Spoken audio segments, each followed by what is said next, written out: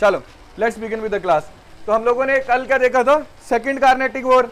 तो second Carnatic war में हमने देखा था कि ये खत्म होती है, एक ट्रीटी होती है सेकंड कार्नेटिक वॉर में। कौन सी ट्रीटी? ट्रीटी ऑफ, कहां की ट्रीटी? Treaty of Pondicherry. और फर्स्ट जो वॉर होती है वो कहां से खत्म होती है? बताया था ना, एक्सला चैपले की ट्रीटी से ये फर्स्ट वाली खत्म होती है, सेकंड किससे? पौंडीचेरी से। इसके वॉर का रिजल्ट ये रहा था कि मोहम्मद अली वल्लाजा जो है उसको कर्नाटक का नवाब बना दिया अंग्रेजों ने, ठीक है। और जो सलबत जंग था, ठीक है, शरबत जंग से याद करा था ना हम लोगों ने कल, सलबत जंग, उसको हम देखते हैं नवाब बना दिया किसने? उसको निजाम बना दिया किसने? फ्रेंच लोगों ने। कल देखा था ना सलबत।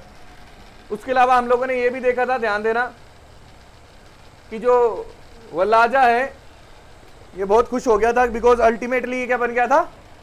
नवाब बन गया था, रेस जीत गया था ये, ठीक है। इसने बहुत स्ट्रगल करा, तुमने देखा बार बार, ये है ना, अपने फादर का बदला भी लेना चाहता है ये, अनवरुद्दीन को जो मारा था चन्ना साहिब ने। अल्टीमेटली हम देखते हैं कि ये सुल्तान बन जाता है, सुल्तान भी नहीं कहेंगे, नवाब कहेंगे। हमने देखा था कि जो हार हुई है फ्रेंच लोगों की, उससे नाराज होके जो फ्रांस के राजा है, फ्रांस की सरकार है, वो उस वक्त के जो गवर्नर हैं फ्रांस के, नाम क्या था? डुप्लिक्स, उनको वापस बुला लेते हैं। उनकी जगह नया बंदा आता है, नाम क्या होता है? गोडेहू।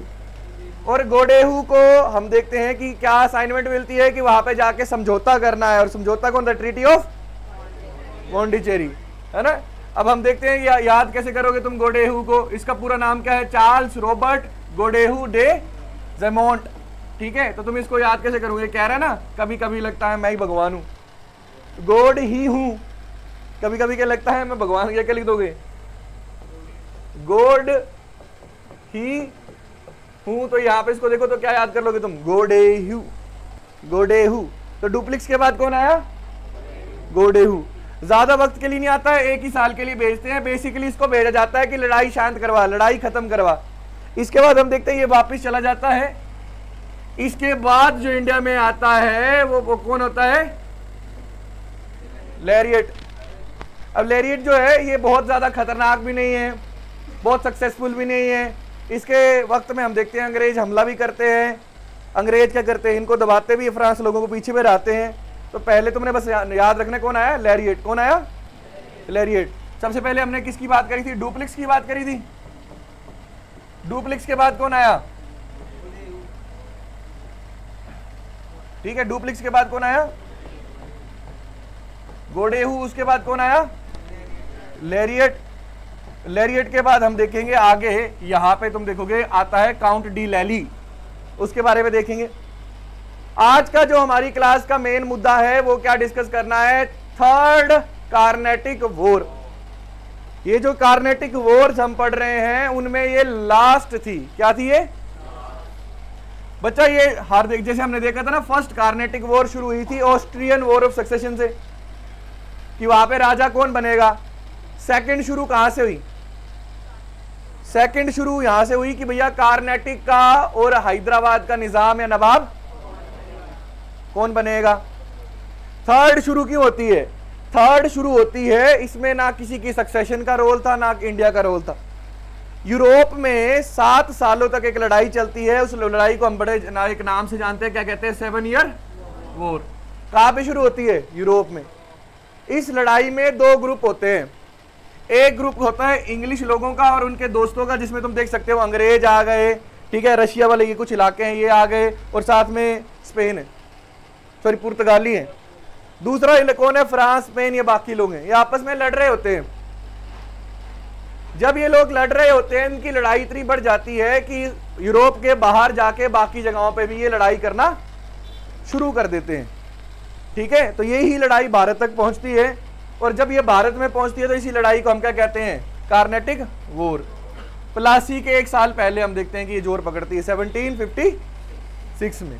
तो हम देखते हैं ये यहाँ पे लड़ाई शुरू हो जाती है, और भारत में हम देखते हैं कब से कब तक चलती है? 1757 से 1763। इसी साल प्लासी की लड़ाई भी हुई थी। अगले लेक्चर में हम उसी को देखेंगे। अब ये वॉर कौन सी है? Third Carnatic war. अगेन इसको थर्ड कार्नेटिक वॉर कह रहे हैं। लड़ कौन रहा है? अंग्रेज और, अब अंग्रेज और फ्रेंच लोगों ने लोकल नवाब और निजाम से अच्छे रिश्ते बनाए हैं, तो उनसे फायदा भी तो लेंगे ये, तो लड़ाई में वो भी तो इन्वॉल्व करेंगे। और ये लड़ाई कार्नेटिक में ही होती है। हर लड़ाई कार्नेटिक में ही क्यों हो रही है? इसका रीजन जब देखो, तुम लेट्स सी इंडिया का मैप देखते हैं, तो तुम देखो ये वाला रीजन जो है कार्नेटिक का, यहां पे है पौंडीचेरी, यहां पे है करिकल, किसके हैं ये? फ्रेंच लोगों के। बीच में यहां पे क्या है? मद्रास, अंग्रेजों का। इकट्ठे बैठे हुए हैं। जब दो कुत्ते साथ में बैठेंगे, यहां पे वैसे मेटाफोर का इस्तेमाल कर रहे हैं, कोई इनका ये मतलब नहीं है, दो दुश्मन साथ में बैठेंगे तो क्लेश तो होगा ही, है ना? कई बार कैसे तो भाई होते हैं ना, दो कहीं भी बैठ जाएंगे तो पक्का ही क्लेश होगा। तो वैसा ही हिसाब है कि दोनों है तो सेम ही जगह से, लेकिन जहां भी इकट्ठे बैठ जाए क्लेश तो होगा ही होगा।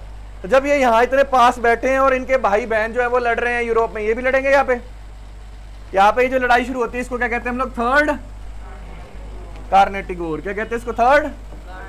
हाँ, इस लड़ाई की शुरुआत होती है कहां से? बैटल ऑफ चंद्रनगोर से। कहां से? अब मैंने क्या बताया ना कि ये जो यूरोपियंस है ये नगोर कहते थे, ऐसे इट इज नगर, ऐसे इट इज व्हाट, है ना? तो बैटल ऑफ चंद्रनगोर जो है, जिसको चंद्रनगर भी कहते हैं, ध्यान देना, ये चंद्रनगर कहां पे है? तुम यहाँ पे देख सकते हो, आज के कलकत्ता के ऊपर, कलकत्ता के पास। कहां पे है ये?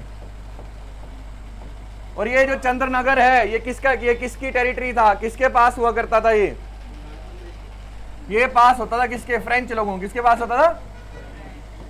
फ्रेंच लोगों के पास होता था।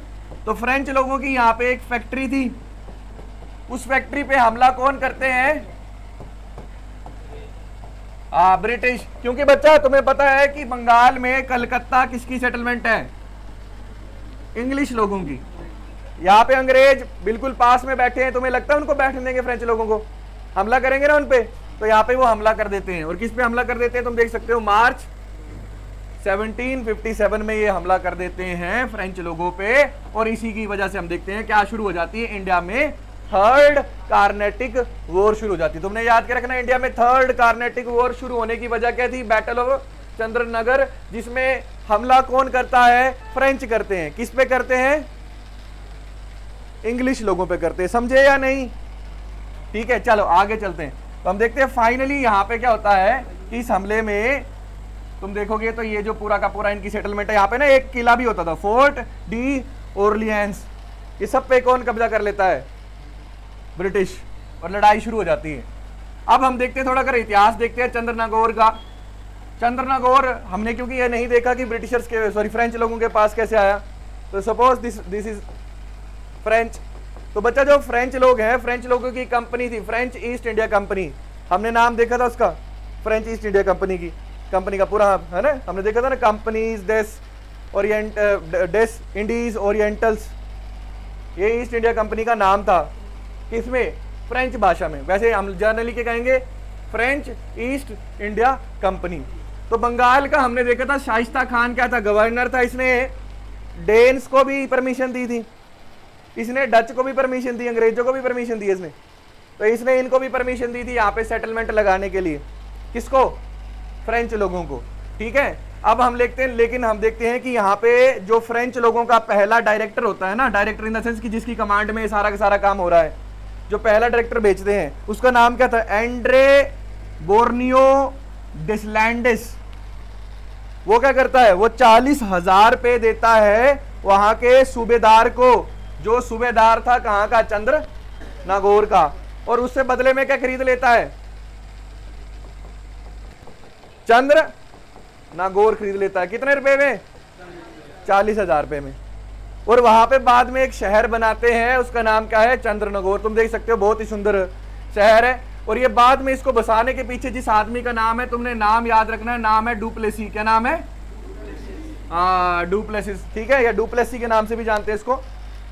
तो डुप्लेसी क्या करता है? बाद में एक बड़ा शहर बनाता है, इस शहर को पूरा तबाह कर देते हैं। बच्चा, इतना बड़ा शहर था, इतनी बड़ी फैक्ट्रीज थी, तो सारी की सारी बिल्डिंग हमने देखा, सारे के सारे फोर्ट्स को कौन गिरा देता है? अंग्रेज लोग गिरा देते हैं। कौन सी बैटल में? बैटल ऑफ चंद्रनगोर में। ठीक है, अब खाली कुछ एक ऑफिस और कुछ एक इलाके बच जाते हैं, बाकी सारे इलाके तबाह हो जाते हैं। इतने डिस्ट्रक्टिव काम करते थे अंग्रेज लोग। अब लड़ाई तो होनी है।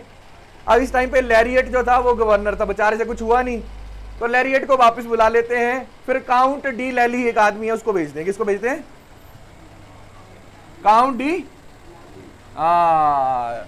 लाली से याद रख लेना इसको, लाली लिपस्टिक, ठीक है, काउंट डी लैली। तो ये काउंट डी लैली इंडिया में आता है। ये भाई साहब काउंट डी लैली हैं, इनको हम लोगों ने आगे ऐसे ही दिखाया होगा, काउंट डी लैली, ठीक है। तो काउंट डी लैली क्या करते हैं? आप देखो, काउंट डी लैली पूरा का पूरा बदला लेने की कोशिश करते हैं। किससे? फ्रेंच लोगों से।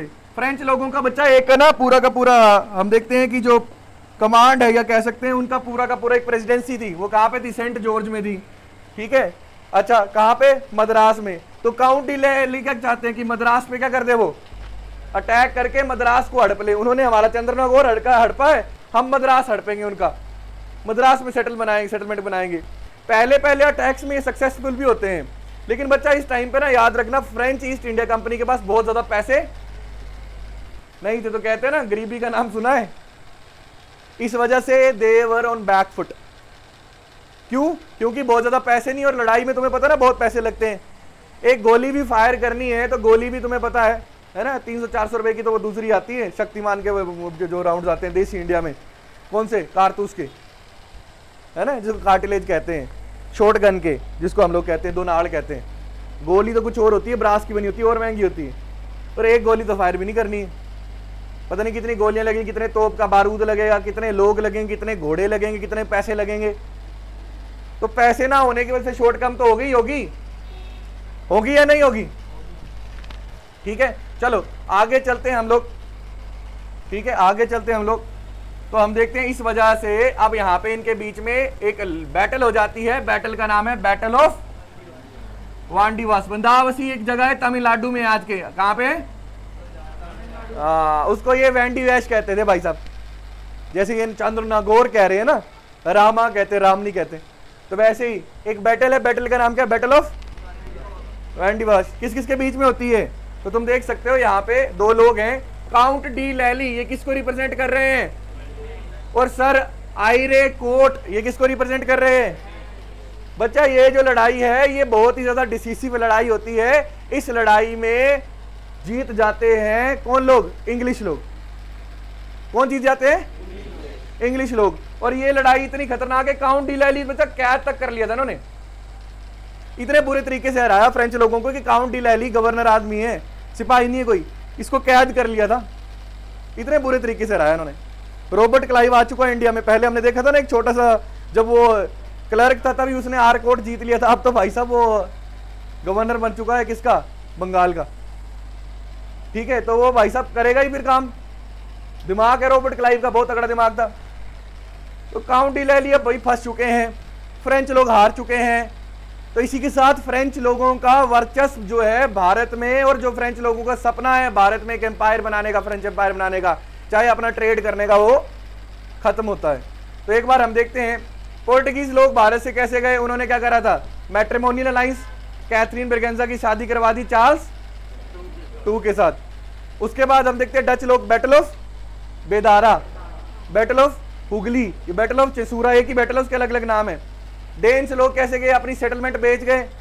1845 में हमने देखा था सेरामपुर, है ना, और उसके अलावा कौन सा? त्रांकबूर। और हम देखते हैं 1868 में, 1868 में निकोबार बेच के चले जाते हैं। बचे कौन? फ्रेंच। वो कौन सी लड़ाई में हार गए? कौन से साल में हुई थी? 1760 में। तो यहीं पे अब देखो, अब एक ही पावर बचेगी इंडिया में, ब्रिटिश, अंग्रेज। और अब अंग्रेज पूरे भारत को, हमने देखा ना कि भारत अंग्रेजों का गुलाम था, ऐसे कहा जाता है, कितना सही है कितना नहीं है पूरा था, सारी बातें देखेंगे। लेकिन उसकी शुरुआत होना शुरू हो जाएगी, क्योंकि सिर्फ और सिर्फ अब कौन बचेंगे? अंग्रेज बचेंगे, ठीक है। तो हम देखते हैं कि ये जो लड़ाई है, यू कैन सी, अब सारा, अब अंग्रेज क्या करते हैं? काउंट डी लैली कोई नहीं, जितनी भी सेटलमेंट है, माहे, करिकल, ठीक है, यानम, पुंडीचेरी, जिंजी, कल हमने देखा था ना जिंजी की लड़ाई, जिसमें वल्लाजा छप गया था फोर्ट के अंदर। तो जिंजी भी इन्होंने, सारे के सारे सेटलमेंट जो है अंग्रेज इनके हड़प लेते हैं, किसके? काउंट डी लैली से, फ्रेंच लोगों के। बेचारा तभी तो कह रहे हैं लुट गए, क्यों लिया था पंगा, है ना, चंद्रनगौर ही गया तब तो सब कुछ ही गया, ठीक है। लेकिन ये पंगा लेता नहीं लेता, अंग्रेजों ने ठान ली थी निकालना इनको। अब ये क्लेश जो होता है, इसकी समापन, इसका खात्मा जो होता है वो होता है भैया एक ट्रीटी से। ट्रीटी का नाम क्या है? Treaty of Paris.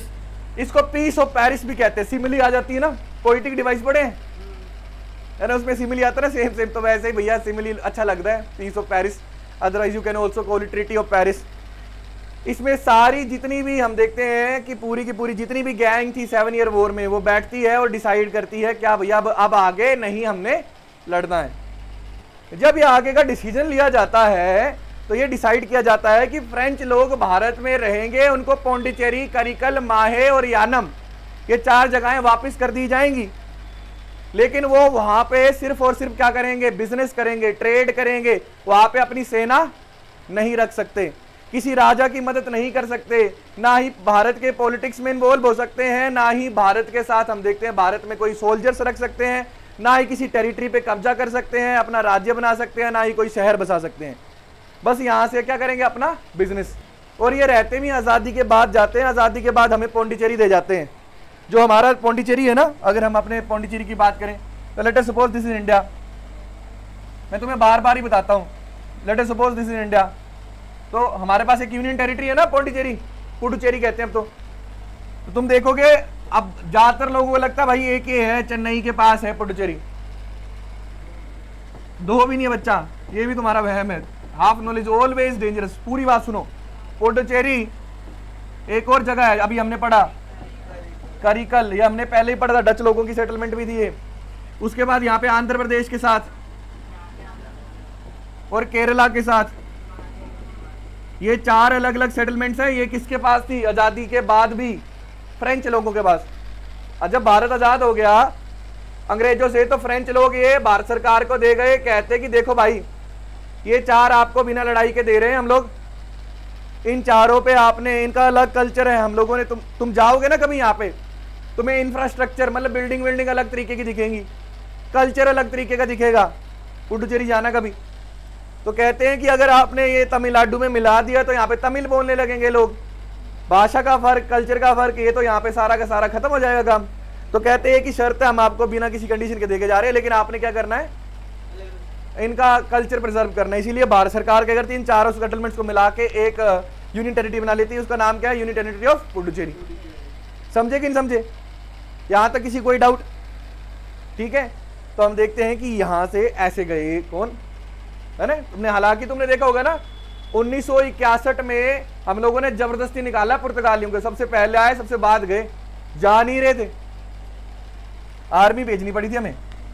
ठीक है, तो हम देखते हैं 7 ईयर वॉर जो है यहाँ पे ये खत्म होती है और ट्रीटी होती है किस किसके बीच में? ग्रेट ब्रिटेन, फ्रांस, स्पेन, पुर्तगाल, और ये आपस में क्या करते हैं? सेटलमेंट करते हैं कि मतलब ये तूने ये करना है, तूने वो करना है। ठीक है, तो this was third Carnatic war. What was it? Third Carnatic